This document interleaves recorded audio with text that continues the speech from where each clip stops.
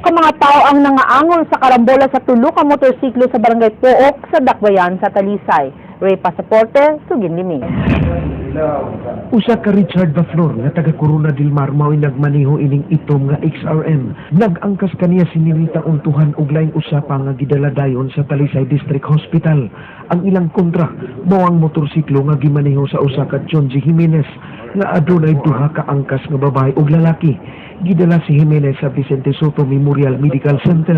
Ang gwardya sa Corona del Mar niingon nga nangayog tabang kaniya ang mga nadisgrasya. Ako po na nasinggit tabang tong babae, may natunga.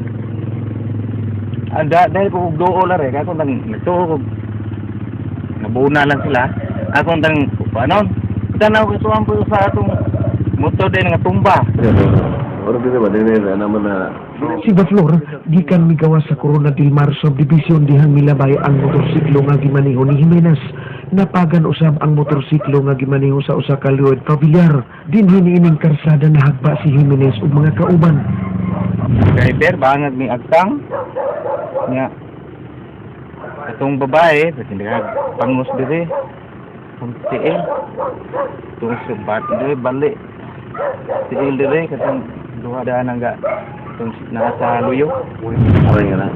Wala pa matino sa traffic investigator kung si kinsa ang sadaan sa duha. Ang mga driver sa motorsiklo daling gidala sa mga hospital.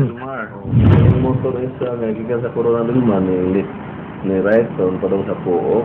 Yang kaning isa gikan sa Pook padung ako sa Tabunok. Yan nakita dito na po namin mga debriefers kung nga yang ilas ang impact nila dili sa skilled ba dili sa head on. Ray Pasaporte, News 5. Gipang ilisan ang hepe sa tulo ka mga police station sa Dakbayan sa Subo tungod sa dili nga maayo nga performance. Apan igura kini nagbinayloay og pwesto. Andrea Patenya, Sugin Liming. Ugmang adlaw ipatuman ang lahugay sa mga hepe sa tulo ka mga police station sa Dakbayan sa Subo. Una nang gipahibaw ni Cebu City Police Office Director Senior Superintendent Noli Romana nga wa siya makauyon sa performance sa tulo ka mga hepe sud sa pipila ka mga buwan. Ang tulo ka apektadong hepe mao sila si Senior Inspector Jose Hesto sa Talamban Police Station, Chief Inspector Michael Beltran sa Mambaling Police Station ug Senior Inspector Gerald Sukid sa Punta Princesa Police Station. So pagka ginalaw natin yan, mahihila yung overall performance. Kasi we just ranked number 2 for the whole year 2013. So there's still a lot of more room for improvement. Hinuon, igor nga magbaylo og pwesto sila si Beltran ug Sukib, samtang magbaylo usab og pwesto si Hesto ug si Senior Inspector Bienvenido Miral, kinsa mao'y deputy sa Cebu City Public Safety Company. Giangko ni Hesto nga nasakitan siya sa desisyon ni Romana, apan di siya musupak sa tuman sa iyang labaw. Actually, this was also my observation during our press conference, ang atong prime volume, di man ingon nila ako ngayon compared sa uban station. That's why I was surprised na ako, minus daw pa. Mato di Hesto, kung ang mga barangay officials sa Talamban ang pasultihon, buot unta nilang patasun pa ang iyang termino. Gisugyot niya nga magbuhat og usa ka board ang CCPO nga mo evaluate sa mga low-performing station chiefs ug di lang sila basta-basta pulihan. So totally deliberate those chief station chief sabihin natin for performance para naman mayroong fair. Apan tubag ni Romana, You should know that it has never been my style na ako lang ang nag-desisyon para sa isang unit. Never. It is a board observation. Meron kami board na kinikreate para pag-aralan lahat yung performance ng bawat isa. samtang mato ni Miral, dako nga hagit alang kaniya ang bagong posisyon. Buot niyang paligunon ang relasyon tali sa kapulisan ug komunidad sa barangay Talamban. So atong tanong magtukod ta og i-organize ato ang mga tao. Kanang gitawag to empowerment sa people through force multiplier. Andrea Patenya, News 5. Siyam ka mga tao nadakpan sa NBI sa gihimo nga operation batok sa usa ka drug den. Nasikop usab ang tag-iya sa payag nga nangolekta og tag 5 pesos aron gamiton ang iyang lugar sa paggamit og ginadiling drogas. Leslie Caminada Vistil, Sugin Liming. Dinhi sa sulunod nga bahin sa City Oculis, Barangay Tabunok, Dakbayan sa Talisay, nasikop sa mga sakop sa National Bureau of Investigation kining siyam ka tawo sa gihimong bypass operation batok sa ginadiling drogas. Kini mga gagmay putos ug usa ka dakong putos sa gituang Shabu ang na-recover sa mga sakop sa NBI ug usa ka kalibre 45 nga pistola ug mga bala. Nasayran nga gihimong usa ka drug den kining payag-payag nga gipanag-iya ni Nanay Mariel Bas. Matod niya, mubayad lang og 5 pesos ang musulod ni ining lawak aron musuyop og shabu. Paano ko kaya dili magperminti ba? Dressing ko ra ko pangayon. Pagkada suyop nila, Do ka ba 5 mara? ang musuyop. Lagi. Ang kanang mga drugs man, Adi ko ako kalibutan ana day. Bang, ang imuha lang is naimusod diri para musuyop. banay mo sa bayad. Wa sad. Giangko ni Jason Naredo ang iyang pagpamaligya og ginadiling drogas. Apan matud pa niini nga bag-o lang siya nga nagsugod sa pagpamaligya. Bago ba? Ang sila kang saan.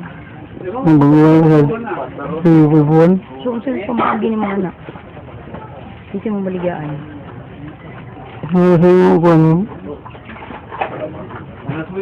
Estudyante, naka-estudyante.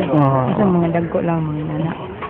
Duha na kahigayon nga gisuwayan og grade sa NBI ang mong lugar ug karon lang sila nagmalampuson.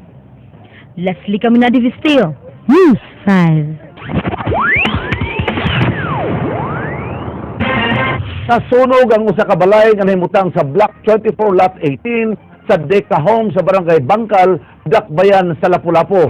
Ang balay gipanag-iya sa usa ka Junalyn Bennett. Nadawat sa Fire Department sa Lapu-Lapu City ang alarma sa sunog mga alas 11:05 kagabi. Dali ra nga nakudrar sa mga bumbero ang pagkatap sa kayo. Gituhuan ang hinungdan sa sunog ang computer nga wala maibot ang plug sa kuryente. Way naangol sa maong nahitabo. Archbishop Emeritus Ricardo Cardinal Vidal mao ang gihatagan sa labing taas nga pasidungog sa Dakbayan sa Subo atol sa awarding ceremony sa Charter Day celebration. Uban kang Vidal mao ang mga individual o institusyon nga giilang nga nakatabang sa Dakbayan sa Subo. Ryan Sorote, Suginlimi. Di pa sidunggan kagahapon sa Charter Day anniversary sa Dakbayan sa Subo ang pipila ka mga Subuanon. Sila giila sa istasyon ni Mayor Michael Rama na nakatampo sa Kalambuan sa Subo. That 77 years of being a charter city belongs to all of us, not to one. For it should be all in one and one in all, not just only one. 19 ka mga tao nga nakadawat og Mayor Special Awards gikan sa nagkadiang sektor sa public service, education ug media. Nadawat sa Bantugang University of the Visayas Coral, Humalon Butterfly Sanctuary ug Aboitiz Foundation Incorporated ang Most Outstanding Institution Awards. 5 ang gipasidunggan sa Outstanding Individual Awards nga gilangkuban nila Captain Vicente Quejeco, Francis Munera, Attorney Agustus Go, Dr. Russell Mujares ug Virginia Vementa. Nakadawat og posthumous award si Colonel Manuel Segura o Attorney Esperanza Valenzuela. Apan nagitagaan sa labing taas nga pasidungog nga Lifetime Service Award si Cebu Archbishop Emeritus Ricardo Cardinal Vidal tungod sa iyang natampo sa pagpalig-on sa pagtuo sa mga Subuanon. But now it is another award. I do not know exactly why. When you are growing old, it seems they're putting so much awards to you. I love my country. I love my city. I wish you also love our city, our island Cebu, and our country, the Philippines. Ryan Sorote, News 5. May bisita sa Pilipinas ang inilang American author nga si Mitch Albom. Kinsa misikat tungod sa iyang mga inspirational books. Niadtong Domingo, may bisita siya sa Sugbo aron himamaton ang iyang mga avid readers. Juliet Hanar, Suginlimi. Tuesdays with Maury. 5 people you meet in heaven. The first phone call from heaven ug timekeeper. Pipila lang kini sa mga inspirational books ni gisuwat sa American author nga si Mitch Albom. Alang sa iyang mga avid readers, dili lang kini ordinaryong libro kay makahatag man kini og inspirasyon sa nagbasa. Sama ni PBA player Rob Reyes, gawa sa iyang pagduwa og basketball, hilig sab niya mubasa sa mga libro ni Albom. Mao nga kagahapon tuyong ibisita si Reyes aron magpa-autograph. 5 People You Meet in Heaven is my favorite, but I've read all of them. Why is 5 People my favorite? Well, there was one of the people the guy talked to was his father, And for some reason, that's part of the story really hit me. Gipaambit nga mensahe ni album ato sa iyang pagbisita kagahapon nga kinahanglang hinumduman nga everyday counts ug importante nga maghunahuna og maayo sa di pa mohimo og desisyon. Inspiring kaayo niya. It's not like other books nga love lang and all that.